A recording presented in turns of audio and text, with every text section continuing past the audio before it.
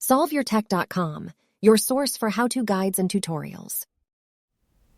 Welcome to our video about how to turn off all vibration on iPhone in iOS 17. If this guide helps you out, then please consider subscribing and liking this video.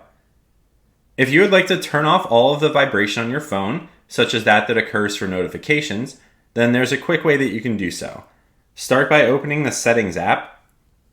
You can then scroll down and select the Accessibility option, and then you can just choose Touch in the Physical and Motor section of this menu. Now you need to scroll down, and you can tap the button to the right of Vibration to turn it off. And as it says underneath the vibration option, when this switches off, all vibration on your iPhone will be disabled, including those for earthquakes, tsunami, and other emergency alerts. Make sure to like this video and subscribe to our channel to see more tech guides like this one. For additional information on this topic and to read the entire article, click the link in the description to visit solveyourtech.com.